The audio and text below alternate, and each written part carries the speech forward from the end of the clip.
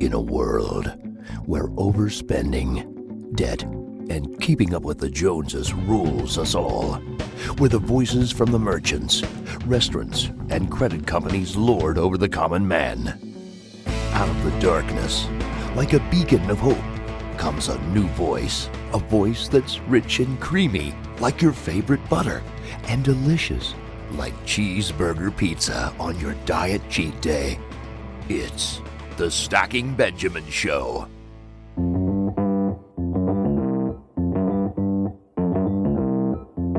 Live from Joe's mom's basement, it's the Stacking Benjamin Show.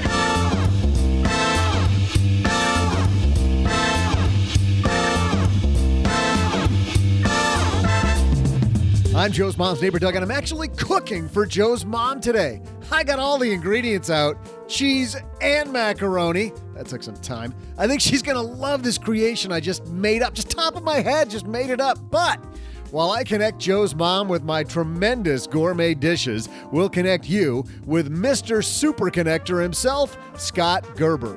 And in our headline segment, another celebrity overspends. Shocking. We'll share the who and the how. Plus, we're throwing out the Haven Lifeline to Brenda from Austin, who asks about paying off low-interest rate debts. As always, we'll whip up a letter from the mailbag and mix in some of my amazing trivia. And now, two guys who think that spray can cheese pairs well with Busch Light, and they'd be right, Joe and O-G.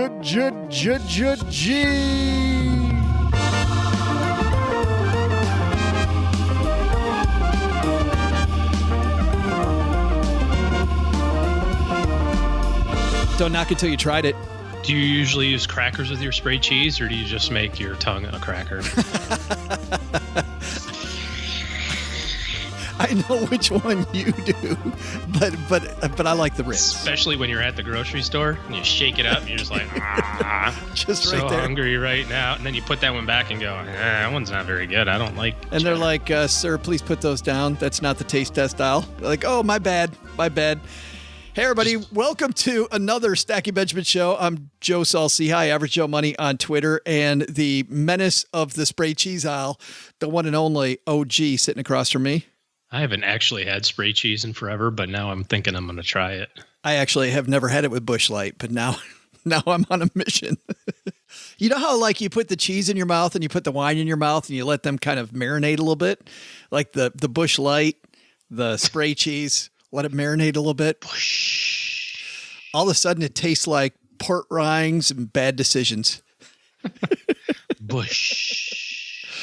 We got a great show today. Scott Gerber is going to be talking about networking today, but not any type of networking, becoming a superconnector.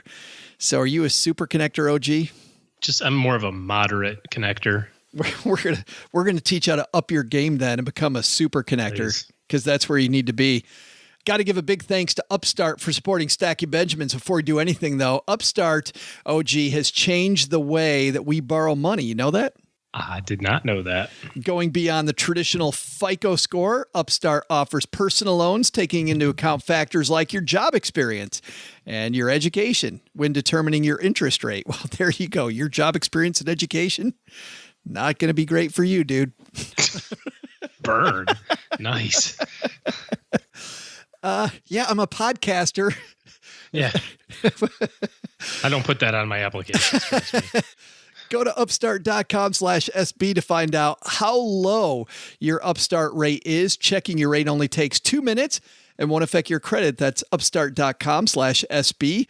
Now it's time for the disclaimer, which Upstart doesn't ask me to do, but I do this with no extra fee. I read it like the announcer guy. Loans are offered by Cross River Bank, a New Jersey state chartered commercial bank. Restrictions apply. For details, visit upstart.com/SB. Bam. How about that, huh? I think Doug should read the disclaimer. Maybe you should. Are you saying that wasn't great? I'm saying, yeah, not great. Today's show also brought to you by Stacking Benjamin's Languages. You know, we have the courses, OG. You know, we have like our How to Legally Cheat on Your Taxes course. We have the Save 50 course. But did you know we have language courses? I think I remember this. It's amazing how quickly you can learn a language just listening to our show. In fact, we have a testimonial that we put together. Check this out.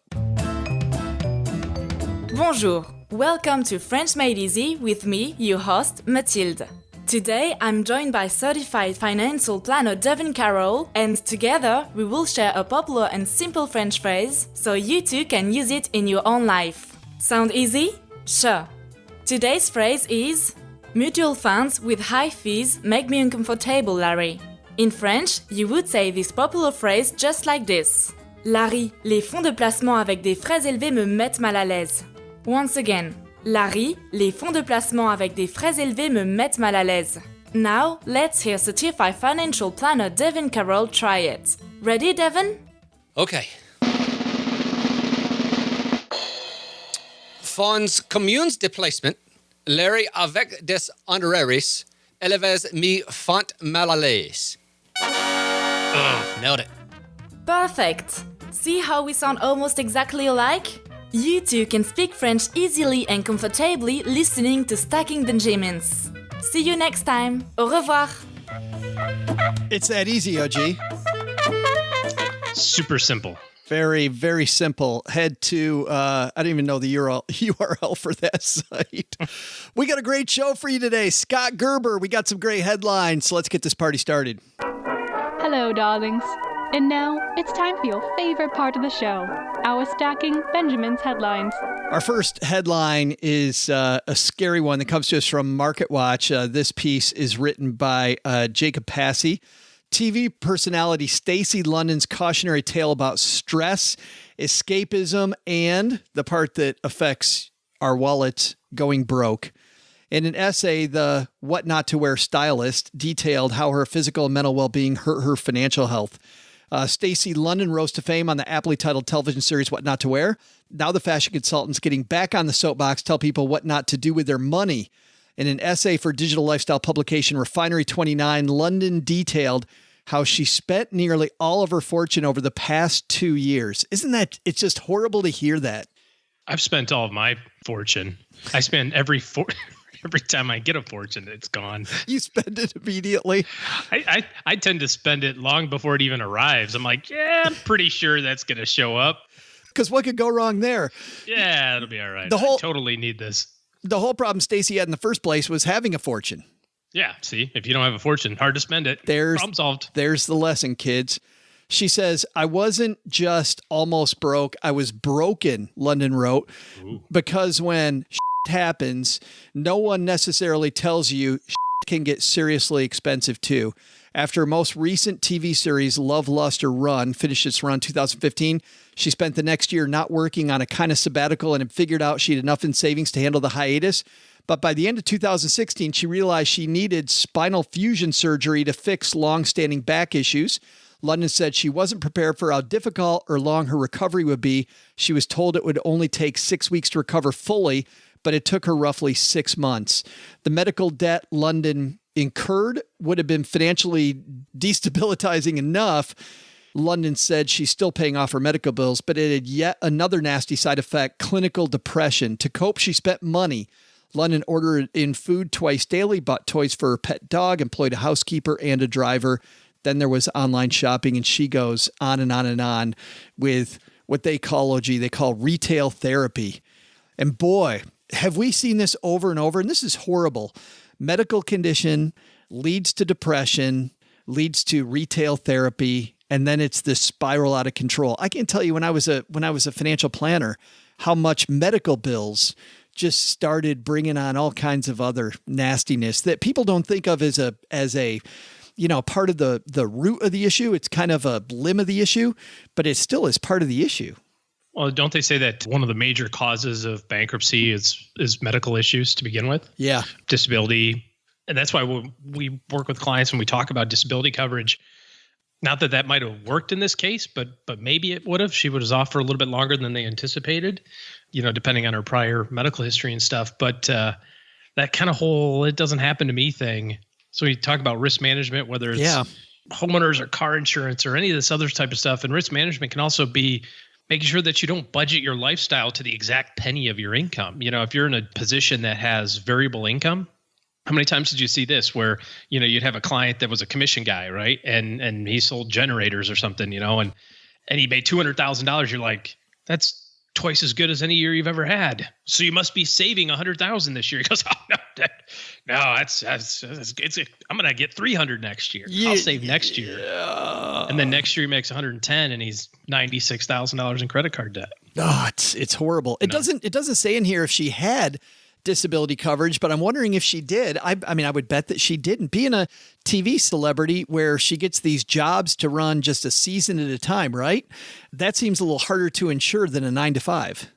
Well, I don't know. I'm not an insurance underwriter, but they do insure income. So, I mean, if you can prove that is predictable or has happened in the past, I think that the big lesson is don't max out your lifestyle to whatever your income happens to be that particular, year, and continue to pay yourself first, and you build your lifestyle around what's a predictable revenue stream. Science backs up what you're talking about, OG. Listen to this. This piece says credit cards and online shopping in particular can further distort how people's brains make decisions.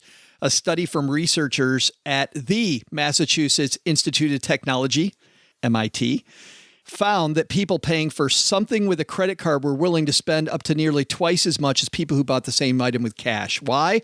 Because the brain releases dopamine, a mood-improving chemical, when we use a credit card. But when we use cash, the pain centers are triggered. Klontz, who's one of the researchers involved, said. So dopamine gets released. This woman's already got huge back pain. She's not working, right? She's got a bunch of money. She's like, why don't I just make myself feel better today? And you keep just today. Yeah. Just one more time. Well, and it seems like now she's woken up, and I mean, don't get me wrong. This is great that she's allowed herself to be the center of this piece, basically eating some serious humble pie, saying, don't be me. So, which humble pie is the name of a great red wine. If you're interested, I thought it was the name of she should drink that with her sandwich. I thought it was a good name for a rock band, but wine, rock band. It's fantastic when you're drinking that and you're like you get those tears streaming down your face because you're like, my life is encapsulated in a wine bottle. It is a bad. Is there seriously wine called humble pie? Oh gosh, yeah, it's great. Is there really? It's delicious. Oh, yeah, that's fantastic. That is a great name for a wine. Our second piece comes to us from NAPA-Net, the National Association of Plan Advisors, and it's written by Ted Godbout. How influential is plan access and participation on retirement planning? This is another one of those deep dive surveys we see at NAPA-Net quite often, and I love this one. Workers who participated in an employer-sponsored plan are much more likely than those who have never participated to report that they have recently tried to figure out how much retirement income they need, according to new research. Overall, 41% of those with access and currently participating in an employee-sponsored plan said they've engaged in retirement planning in the past 2 years, according to the Pew Charitable Trust February 2018 issue brief. Workplace retirement plans tend to sharpen focus on financial futures. That compares with 16% of workers who do not have access and have never participated with, and similarly, 14% of workers who do have access but haven't participated. Seems like you have access and you're actually putting money away. Nearly 1 in 2 of those people are doing what we've said that you probably should do, which is have a goal, have the end in mind. Yeah. This is kind of a self-fulfilling prophecy, isn't it? Is this not just here's a list of people who are actively participating in their retirement. Interestingly enough, they're actively participating in their retirement planning also. But do you think it's the chicken or the egg?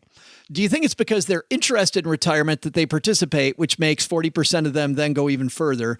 Or is it they have access and so they participate, and so they then go, they start seeing this money being saved, and that builds this enjoyment. We talked about dopamine when you use the credit card. I think people get really excited. I've seen this. I've never seen the medical research, but I got to tell you, I've seen people in my office when the market was sky high.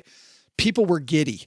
We're just super high-fiving everybody. I'm like, don't high-five everybody because this is not real, right? Mm-hmm. The number's only the number when we take it out. So, well, it's really important to have a goal in mind, begin with the end in mind.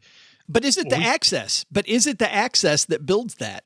Because, a lot of Americans don't have access to retirement plans through their workplace. So is it having If better? you're going to flash something in front of somebody's face every so often, right? I mean, that can't hurt. Yeah. Ahem. You haven't participated in the plan yet. Hello, McFly, right? I mean, if you do that enough times, somebody's going to go, I guess I should look. Oh, maybe this is important. Yeah. Maybe. I get these emails every 3 months from my HR department.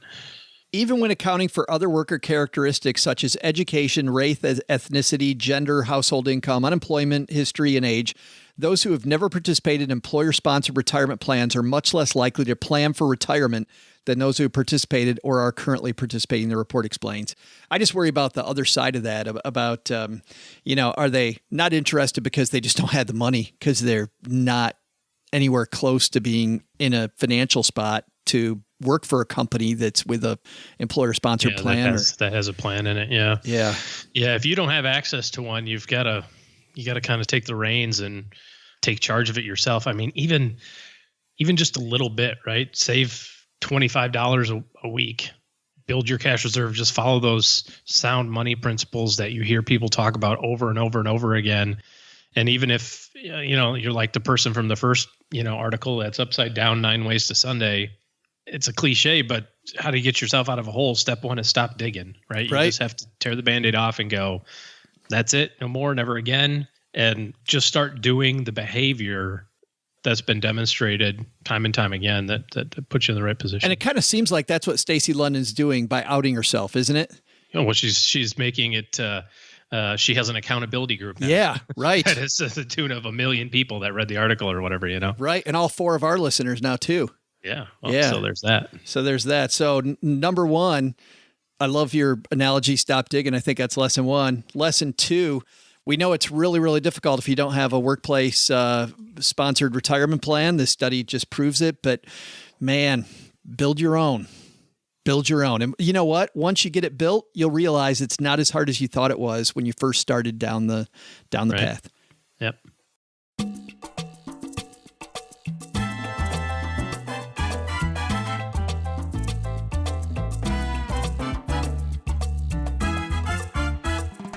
I love this guy's work, OG. Scott Gerber. He's the CEO of The Community Company, an organization that builds and manages communities for global brands and media companies. If anybody knows community and how to be the center of a community, it's this guy. He's the founder of YEC, an invitation-only organization comprised of the world's most successful young entrepreneurs. He's an internationally syndicated columnist, author of Never Get a Real Job, and co-author of the book we're going to talk about today, Superconnector. He's been featured in the New York Times, Wall Street Journal, Washington Post, Bloomberg, Fortune, Times, CNN, MSNBC, CNBC, Reuters, Mashable. This goes on forever. You want me to keep going? You know where he is? He's coming down the stairs right now. Let's say hello to Mr. Superconnector himself, Scott Gerber.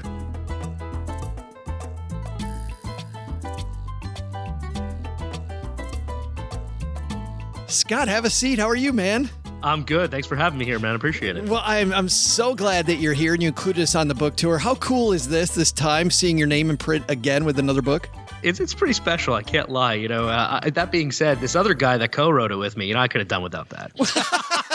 My partner, Ryan, I love him. He did a great job, too. We were really excited to write it together. You can say that, though, because he's not here and you are. So, And I'm the extrovert. Isn't that what's expected of me at this point? Well, Ryan, of course, people know him as being one of the people who created Brazen Careerist, right? Yep. You, with your background, we were talking about when you were upstairs talking to Mom. The two of you getting together, that's a connector story right there, man. How did that happen? So we have this mutual connector friend named Dan Shaw-Bell, and Dan is just, amazing guy. But he had heard over the course of a couple of weeks through conversations with me and conversations with Ryan, based on where we were in our lives, very similar things of what we were working on and the passion which we brought to that work. One day he just said, "Oh, you've got to meet Ryan," and said the same to Ryan. "You've got to meet Scott, and here's why. You guys are both working on things to really help, young entrepreneurial people, get together, meet, be successful, and so so forth. And, it took us a couple of weeks and him a couple of nudges because he was really persistent about this introduction. It was not something he was letting go on. So it was that special sense that you knew based on Dan's passion for the introduction and the follow-up and the intensity of the follow-up for someone who is naturally introverted, that this was something that was meant to be special. And, obviously Dan couldn't have known the success Ryan and I would see together to the degree of which thankfully we've been, able to see in business. But he certainly saw something there and we built off it ever since, and, forever grateful for sure. So Dan's like the perfect example of what you talk about is a superconnector. Yeah, I mean, he is someone who, was generous and listening and certainly was looking at the parts of life that were really compelling to Ryan and I and the things we were looking for, our own strengths and weaknesses. And, he fit the puzzle pieces together beautifully. Yeah. And I often joke and say, Ryan and I want to kill each other, 7 days a week, but there's no better brother that either of us would ever have. But that goes to show you the level of just value that introduction brought, but also that Dan saw in both of us, which is such a rare quality in people to have that kind of foresight and insight into other people. Especially when in the end, and we'll get to this, obviously there's a lot going on for him, Scott, but nobody is like, everybody looks at, as Mom says, the short term and obvious. Nobody looks at the long term and not so obvious. He getting you and Ryan together, there's no obvious right now anything in it for Dan. No, absolutely. And I think what's really awesome is that when you give habitually and you are really honest and have a lot of integrity with the idea that you want to be a non-transactional connector, someone that really is thinking about long-term value and constant value being created for others, whether you want to call it the law of reciprocity or any of these other nonsense terms, the reality is that if you build a big enough community around you that you've really been there for, it will come back in spades. I mean, nobody would ever think otherwise. And case in point, now Dan has a network of literally thousands of people indirectly with the people that created those communities and have key stakeholder relationships that if he does need something in his professional life, whether it's his next book, that he's writing, or whether it's his next venture that he's partnering or doing, he now has access to these massive networks as well. So the indirect value that has been created because of his generosity is truly something remarkable. Man, I want to ask you about cultivating and nurturing that network and keeping it organized, because I just can't imagine having a network that big. I mean, it's exciting and daunting at the same time. But before we do that, you're the guy who I say the word networking and immediately you go, ugh. It's disgusting. Yeah, you're groans all over the place. It's disgusting. I mean, again, I equate it to the guy that's at the cocktail party. His main goal in life is to sell you some likely MLM product that his, best friend's uncle's cousin found out made him a millionaire. And, he's shaking your hand, looking over your shoulder at the next person he's trying to meet in the room while trying to hand you a business card and only talking about himself, not listening worth a damn. And it just makes me insane to think that people today still view this really old school thinking, something that has been bastardized for years and years by so many people with poor intention. It makes me cringe to think that this is still the commonplace way to think about being a human and meeting other humans. Does that mean that you, just as a natural extension, you dislike these networking groups like BMI, groups like that? I never call out any particular groups because I do think there are many really good ones. I think like any other thing in life, buyer beware, right? Sure. The reality is that when you have certain groups that are built on this idea of quote unquote business card exchange, I think that is a way in which you are telling people, no, really stay with the status quo. It's working. And my answer to that was, well, if it was working, why did you need that group in the first place? So I think that the reality is there are wonderful and incredible groups, whether they're masterminds, whether they're communities, whatever you want to call them. But I think like anything else, you want to really be selective. I think that's the problem. What's it? Groucho Marx or one of the Marx brothers once said, I don't want to be a member of a club that'll have me as a member. I think that the key here is that you don't want to put yourself in a situation where the value exchange or value potential is just so incredibly low. And I think by being more selective in who you surround yourself, who's your inner circle, the more value that community will take hold and the longer term value will come from it for all parties considered versus more of that short term gain type mentality. Yeah. So I'm not networking just for networking's sake. Who is this? In Superconnector, you talk about this new connected individual. Give me the avatar, Scott. Who is this person and how are they different than the quote networker? Yeah, again, I think networkers historically have been basically one-sided transactional short-term thinkers. They are people that use this idea of networking as a tactic, right? This is my tactic to meet people. This is my way I sell and I make money on my business. It's very much out for them with a me mentality. It just doesn't make sense, because people smell it. Nobody likes it. Yet we all fall victim to it from time to time, not only through someone else's actions, but our own, because we've, sort of gotten lazy or frankly haven't been educated in a really long time around what actually we should be doing. And so the new age connector, someone who is habitually generous, truly curious, an authentic human, someone who really does care about outcomes for others, not just themselves, who is incredibly diligent and respectful of other people's time, but even more hardcore about their own. Building systems and being emotionally intelligent and empathetic. These are some of the key traits. Obviously, I'm jumping, but you get the idea. Yeah. But I think at the biggest core level, a connector is an individual who thinks about the long term, who thinks about value for others, and most importantly, does not think of connecting as a tactic or a tip or a way in which I sell or a way in which I market myself. It is a mindset by which you live your life. It's no different than if you said, I want to lose 15 pounds. Well, 99% of people that say that are going to go to the Nutrisystems or the quick fix shakes or the bloat, bust your gut ab that's out there. The reality is the ones that are going to be successful for the long term are changing their mindset, their lifestyle, their view of how they see the world. Connecting is no different. It's so powerful. It can be so powerful when it's not cheap. I mean, think about it, right? If you look at all the most meaningful relationships in your life, chances are none of those were someone that was selling to you. Chances are none of those are, a bunch of people you just met in the last couple of weeks. These are long-term, multi-dimensional, hundreds or even thousands of conversations long style relationships you've built. And so who in their right mind thinks you can cheat that? I mean, that's the insanity of the whole concept of networking to me. It's like, I give this example.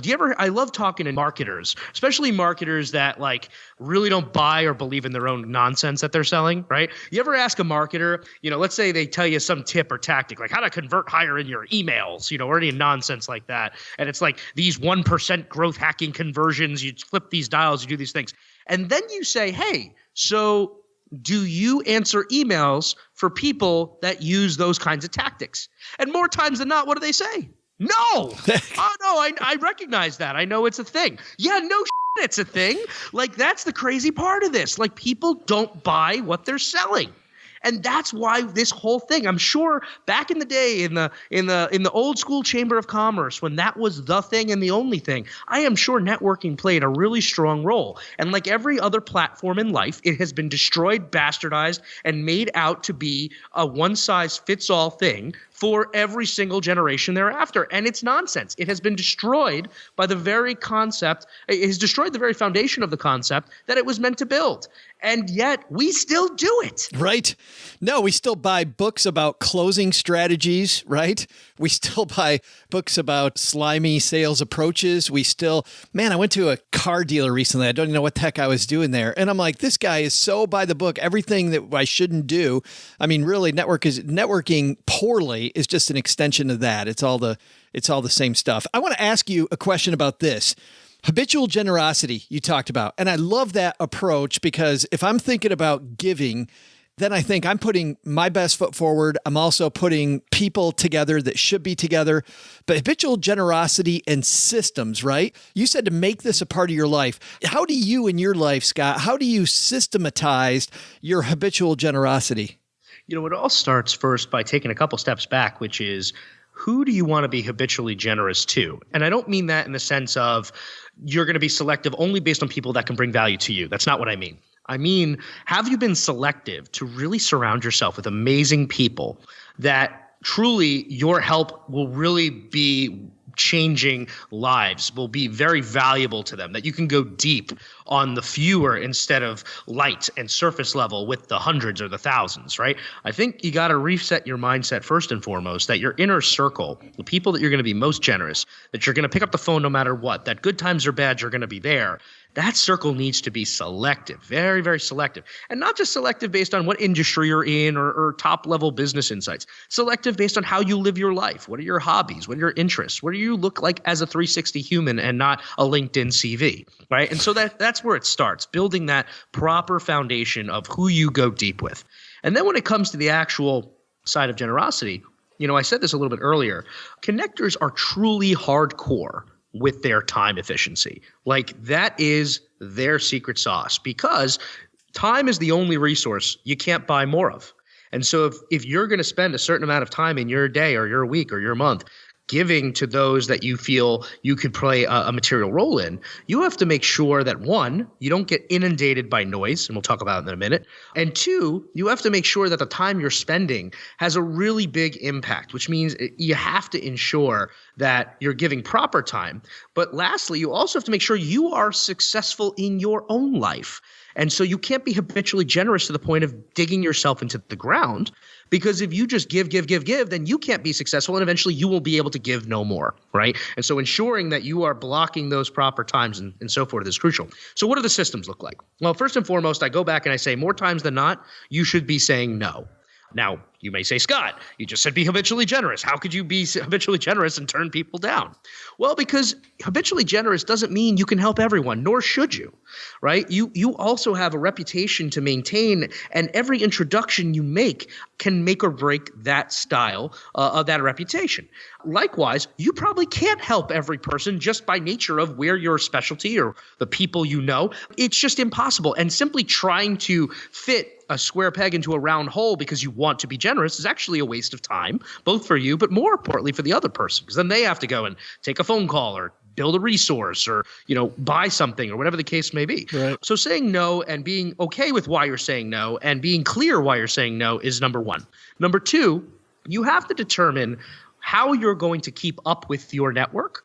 And whether that is something as simple, in the book we talk about people that do like their own version of a spreadsheet that just has different columns and different ways to categorize the relationships they have and keyword basically things that those people are expert in or last conversations they've had. Or I love that. Insights, I am so jealous of people that can do that. I can't do that, but I read that and I love it.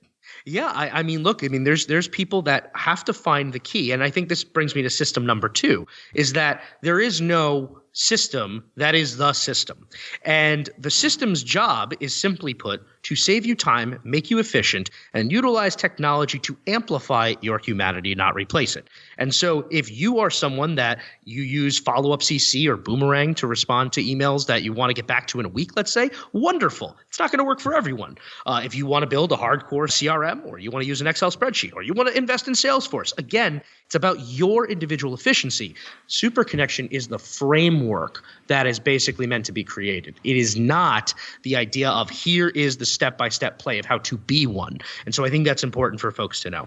And then the last thing, most important system of all that I follow methodically is if you're going to put yourself out there to be generous to others, you want to make sure that that generosity, one, was valuable, and two, was acted upon.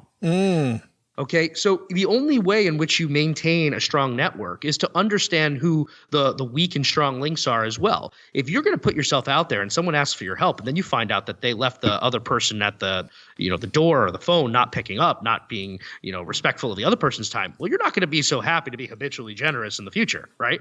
And so you need to know, are people actually taking the opportunities you're providing seriously?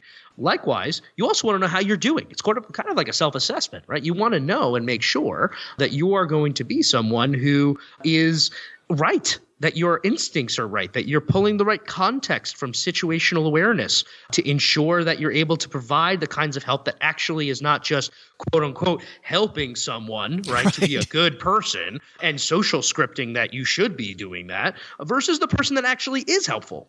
So I think those are some of the key insights. I mean, like I said, there's 1,000,001 individual tools or systems or whatever, but the framework is key. Learn to say no and be okay with it. Find ways to make sure that you know who's in your network with your own series of basic tech tools or technology platforms that can make you sort of a Wizard of Oz, if you will, at a quick search. And then number 3, ensure follow-up to assess and to cut or double down depending on actions taken from your assistants. The short term and obvious is that I take in my quote networking relationships, and then I end up spamming everybody. I don't get anything.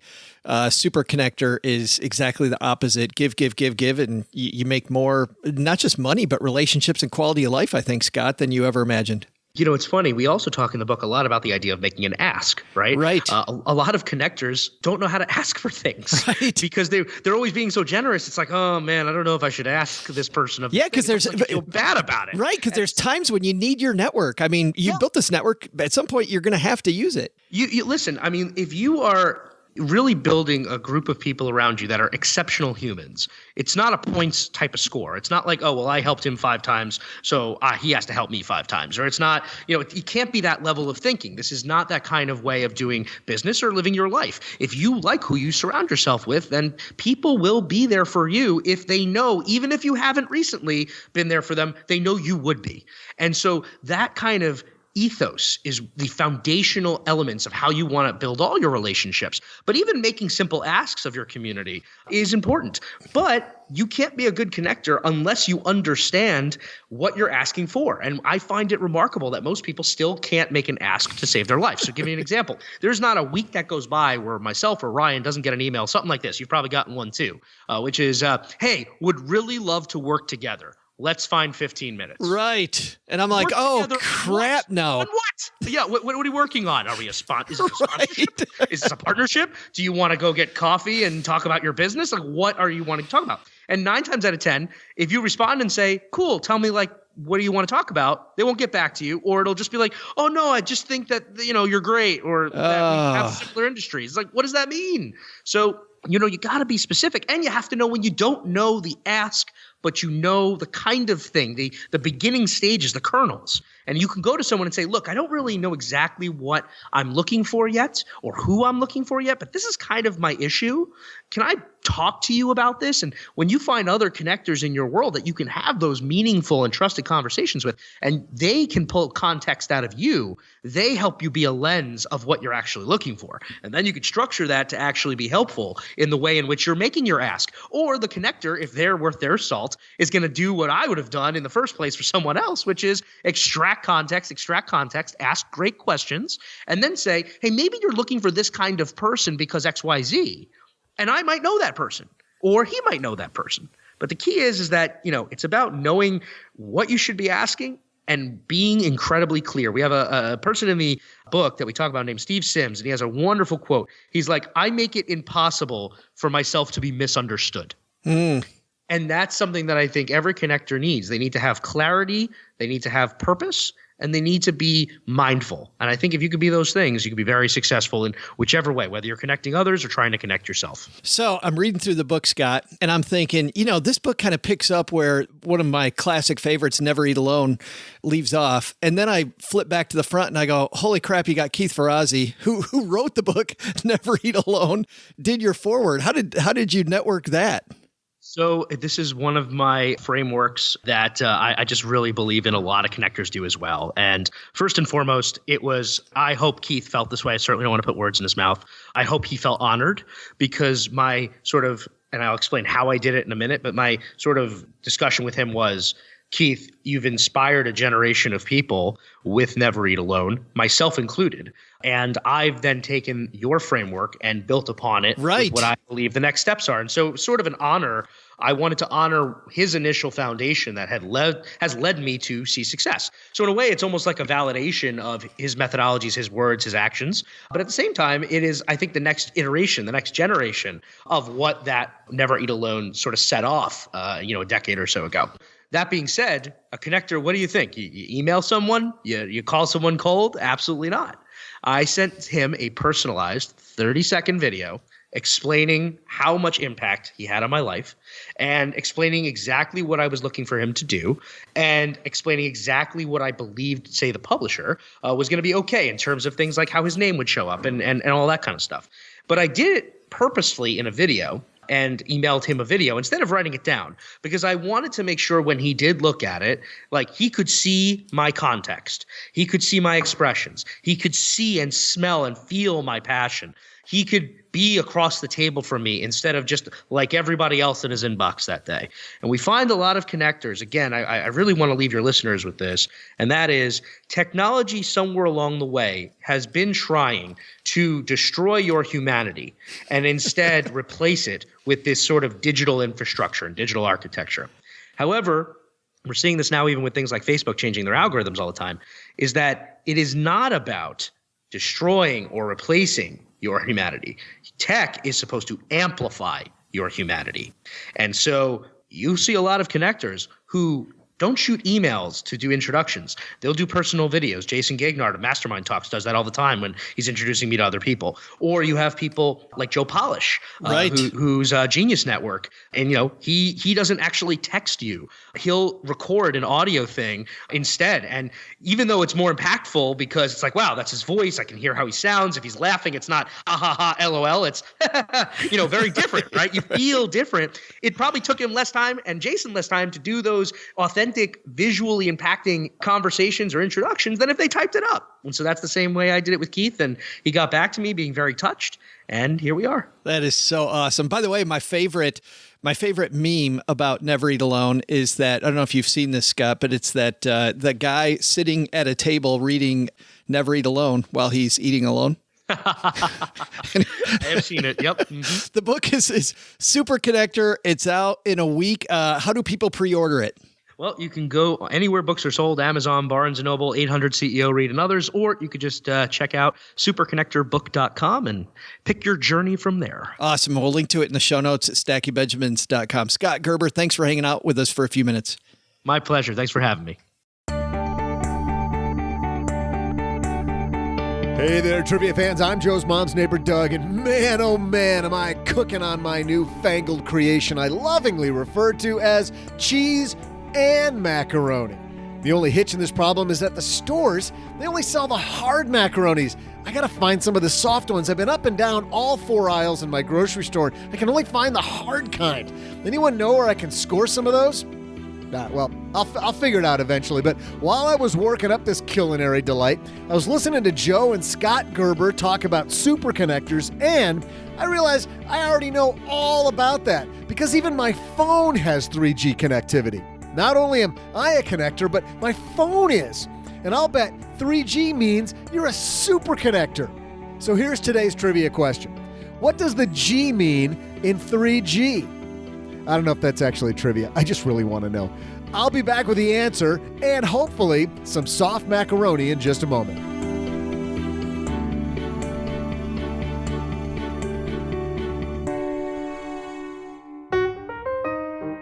Thanks to Upstart for supporting Stacky Benjamins. You know, the New Year's luster might have worn off, guys, but there's still plenty of time to make this the year you get your personal finances on track. It's time to take a step forward toward financial freedom and take 2 minutes to check out Upstart. Quick and easy, Upstart's rate check is free. Checking has no effect on your credit score, and you can receive your money as soon as the very next business day upon approval. It's funny. We've had so many people on the show. I'm thinking of Eddie Lamb was one of those people who knows a lot about money, has what he thought was a great reliability toward paying off loans, and yet denied during the process.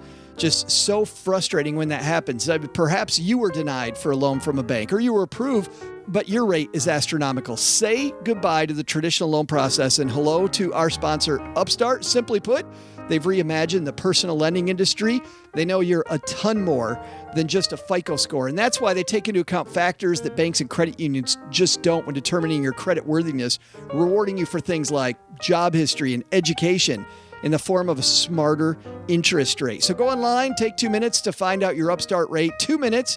As I mentioned earlier, checking is free and won't affect your credit. Plus, once you're approved, your loan will be funded the very next business day. So you need to pay off credit cards, pay off student loans, you name it, and a personal loan from Upstart can help. Hurry to upstart.com/SB to find out how low your Upstart rate is. That's upstart.com/SB. Disclaimer, loans are offered by Cross River Bank, a New Jersey state chartered commercial bank. Restrictions apply. For details, visit upstart.com/SB. When you're done messing around with us, who do you want to teach you some money tricks? That nerd who talks over your head or your favorite basement-based geeks? Kathleen Selmans operates our Stacking Benjamins classroom, and to make up for the fact that we don't teach you anything here on the show, she's created a whole lot of tools you'll absolutely love. Head to learn.stackingbenjamins.com for details, and use coupon code DougRocks for 10% off. Yeah, you're welcome.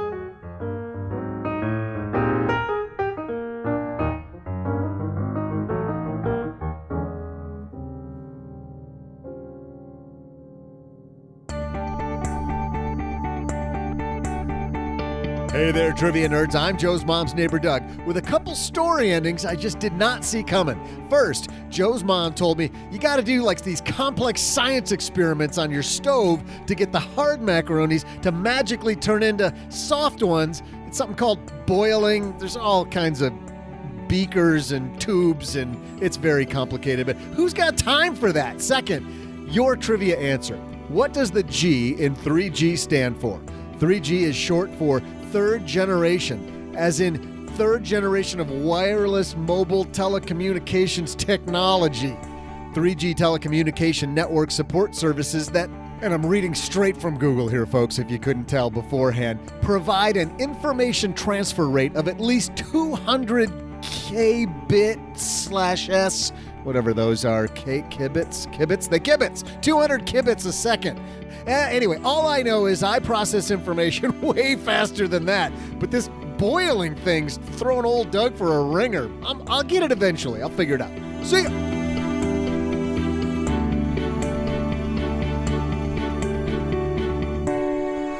Nailed it. Of course I did. Amazing. You're a tech whiz kid. Yeah. Also, I'm really good at trivia. Although I haven't won any money on HQ trivia yet. I haven't played HQ trivia because that just seems like a rabbit hole for me. It's only one time a day. Oh, good. Once a day. It takes like 10 minutes. That's good. And it's live, right? You got to be there at Totally that time. live. You got to be at that time. Yep. Yeah. And if you're one of the last people standing, you win the part of the pot. Bada boom, bada bing. Yep. I was not been close. That's it. Like, how many questions is it? So it looks like I've only done a couple of them, but it looks like the normal days episodes are 12 questions. And the first 3 are pretty easy. And then they drop like a savage question in there, they call them. Like this. So the first savage question I got right was, what's a tarantula hawk? 3 multiple choice questions, right? Type of bird, type an airplane, or a wasp. The answer, of course, is a wasp. Yes. And you know that because you live in Texas, right? Because tarantula hawks are it's terrible, right? But then 40% of the people miss the question. So like it just keeps on getting pared down. You watch it in real time. Boom, boom, boom, boom, boom. Last night, it was a $25,000 prize. 5 people won. $5,000. And once you're done, you just go away? Well, you can sit and watch the rest of it. Yeah, but you're out. Yeah. So you're just done. HQ trivia. Wow. That's awesome. We should do that here. Give away 25,000. Yeah. Give away $25,000. We'll give away 25,000 something. It's not limited just to money. Let's like hugs or high fives. 25,000. We didn't specify what. That's what I said. Let's not limit it to money. That's so 2000s. We're like the new age. I love this idea. Speaking of new age, it's funny how some things you hear once in a while, but some things you hear over and over from really smart people. And Scott Gerber saying that the key to being a superconnector is start every relationship with what can I do for you instead of what can you do for me is just that's the flipping golden rule, man. How come we meet people at so many places, so many junctures of our life that don't do that? Yeah. I'm thinking you know this guy? Hey, I need you to do this for me instead of what can I do for you? Yeah. I know one guy specifically on Facebook I'm thinking of right now that's the biggest marketer, and he comes across as so slimy. It's always me. There's that Brian Regan bit about me. He walks into a room, me. And he's like, well, my yacht, my thing, my whatever. He goes, imagine that guy goes in a room with John Glenn. We got to play that piece. Yeah. We totally got to play that piece. Yeah, maybe a little bit later. Yeah, maybe. But anyway, for now, why don't we throw out the Haven Lifeline, OG? Tackle some of life insurance's most important questions. Our friends down at the Old Haven Life Insurance Agency, they've been spearheading innovation within the life insurance industry by focusing on those two things you value most. Spray cheese and Bush Light. and it's not either or, it's both together. Yes, at the same time. Absolutely. It's either that or your family or your time. People can choose. Although if you had a diet of Bush Light and a Bush Light and spray cheese, I'm not sure how your Haven Life medical exam, I'm not sure you'd be able to skip the medical exam if that was all you ate and drank every day. Might be a problem there. But it's why they created a high quality and most importantly, affordable term life insurance policy issued by MassMutual. You can purchase entirely online and there's no need to wait several weeks for a decision when you can get one instantly at Haven Life. Head to StackyBenjamins.com/Haven Life now to get a free quote and learn about life insurance the modern way. That's StackyBenjamins.com/Haven Life. Today we're throwing out the Haven Lifeline to our new friend Brenda. Say hi, Brenda. Hi, Joe and OG. This is Brenda from Austin. Here's my situation. I'm 28 years old and I make $100,000 a year. I max out a 403B and a Roth IRA every year, and I contribute regularly to an M1 finance brokerage account. My question is about 0% credit card debt. I have about $3,500 in credit card debt at 0% through promotional offers, and I have a $9,500 debt to a previous employer for a tuition reimbursement loan that I now have to pay back because I was unable to continue working with that employer after I graduated from grad school. Thankfully, that tuition reimbursement loan I am paying back at 0% in $100 per month payments. My question is, do I focus my energy on continuing to max out my 403B, max out my Roth IRA, and invest in my brokerage account, or do I focus my energy on paying off these debts so I can be debt-free? Part of me wants to pay off these debts so I don't have any more monthly payments towards debt, but the other part of me feels like I'm losing money by paying those debts, which are at 0%, when I could be making money investing. What would be the best thing to do in this situation? Thanks for all your help. I don't expect to learn anything, but I thought I'd give it a shot. Bye.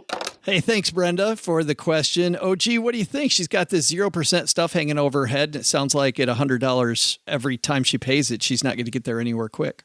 First of all, the 0% promotional offer on the credit card will expire at some point in time. So you want to be aware of when that is and either credit card surf that, go to Magnify Money and try to find another 0%er to surf that or have it paid off by then. But just hold on there a second. Are you saying that because she doesn't pay it all off, sometimes those promotional offers mean that you're going to pay all the interest anyway? Yeah, they go from day one, we're going to add up all this kind of deferred interest, like if you buy a couch or something. $13,000 in debt total, you're saving roughly $25,000 a year plus your M1 savings, whatever that might be. I'd take the next 6 months to pay it off.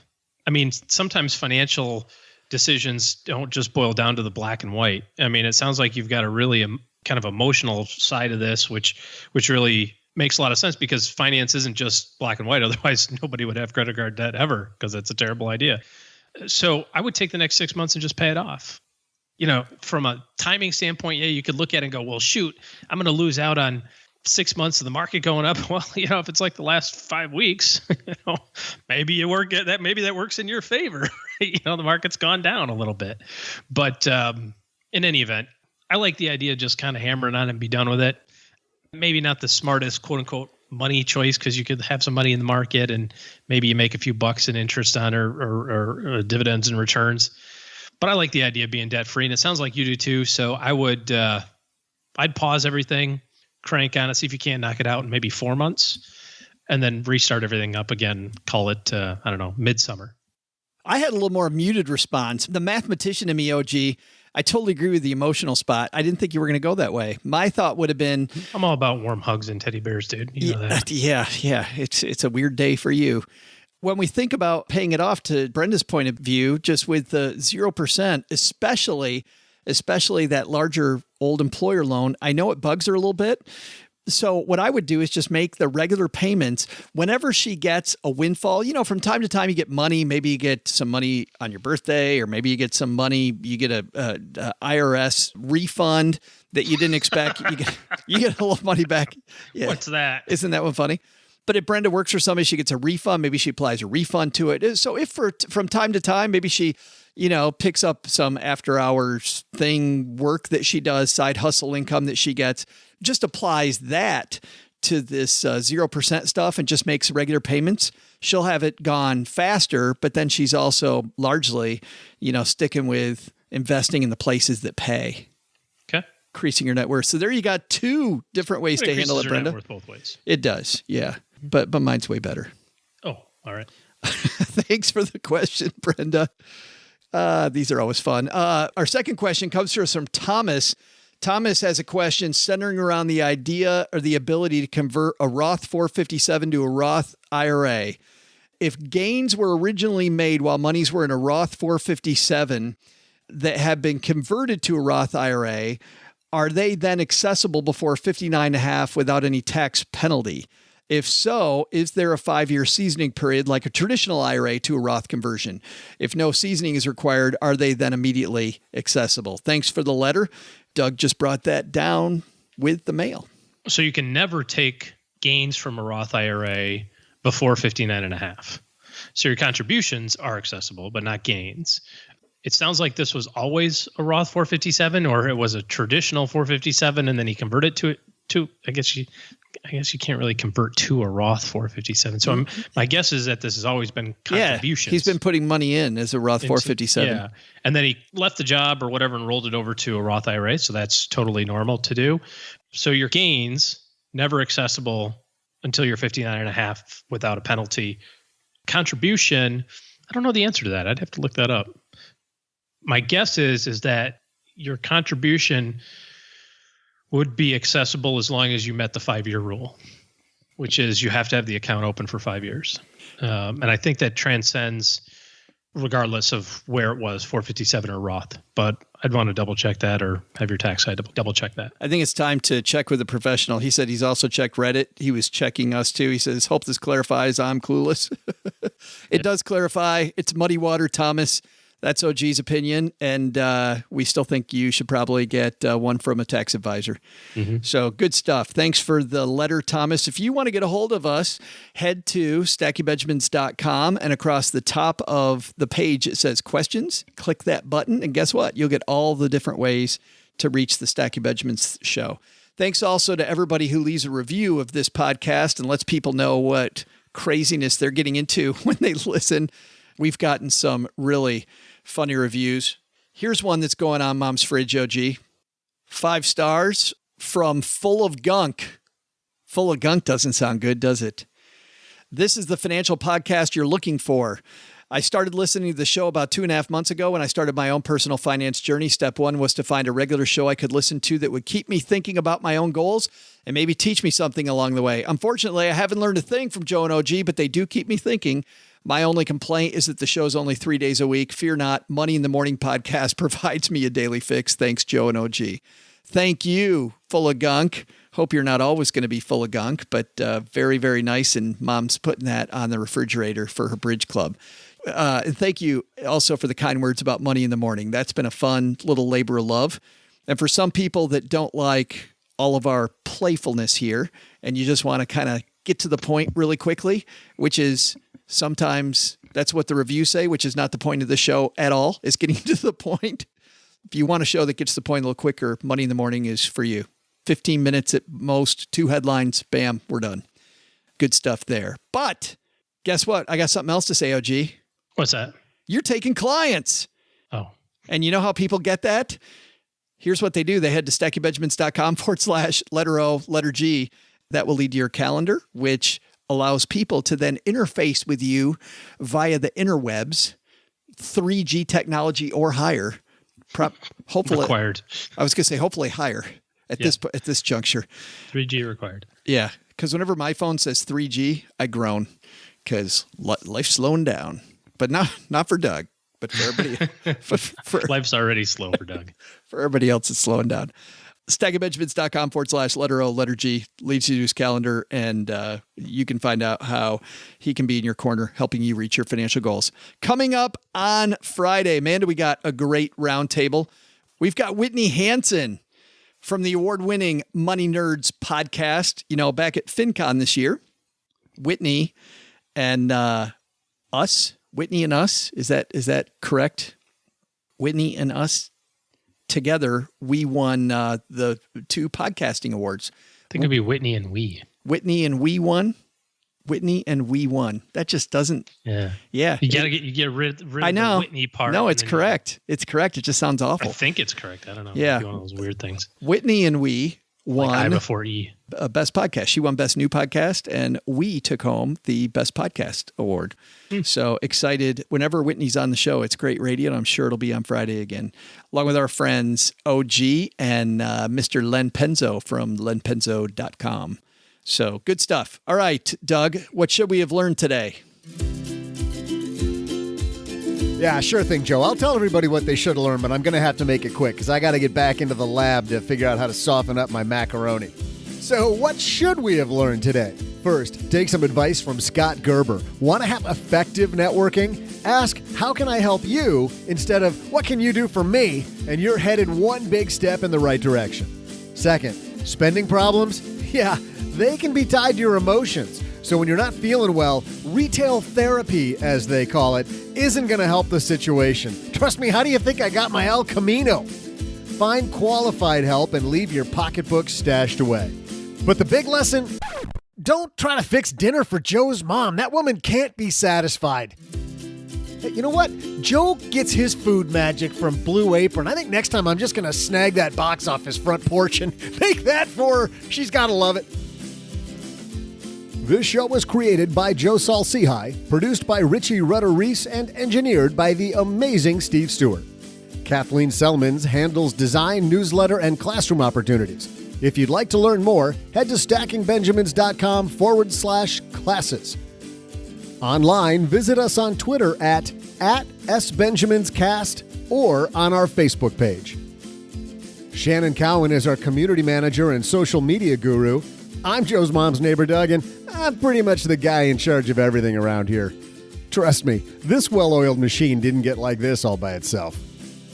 SB Podcasts may receive payment on the show from sponsors and guests in the form of books, giveaway items, discounts, or other remuneration.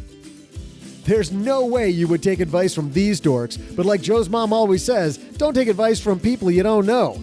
This show is for entertainment purposes only, and before making any financial moves, consult with a real financial advisor.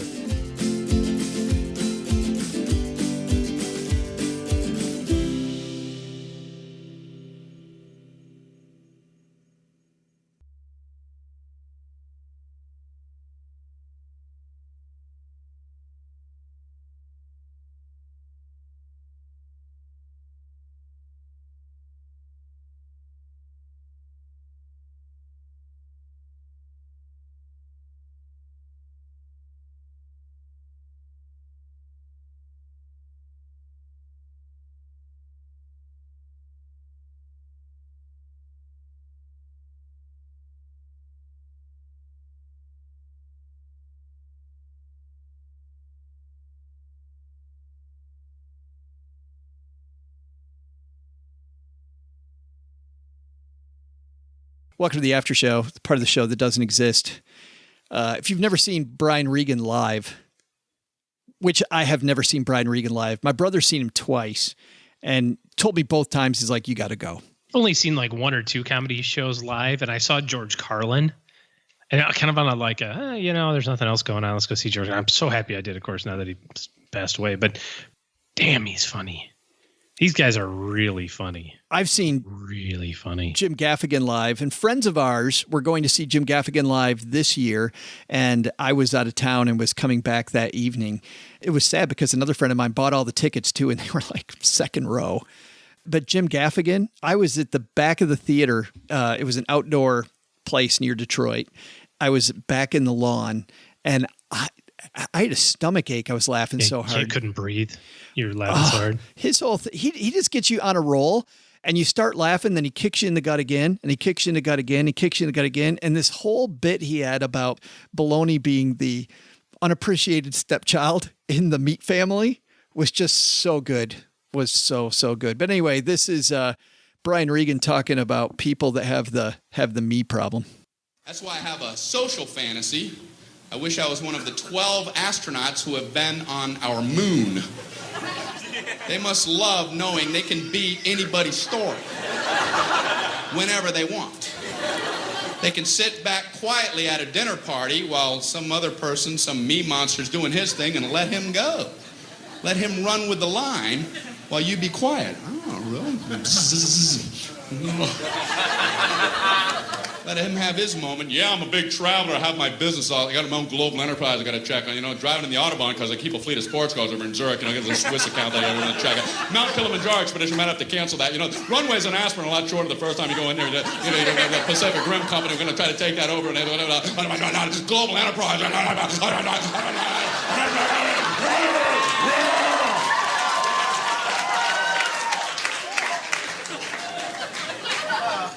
I walked on the moon.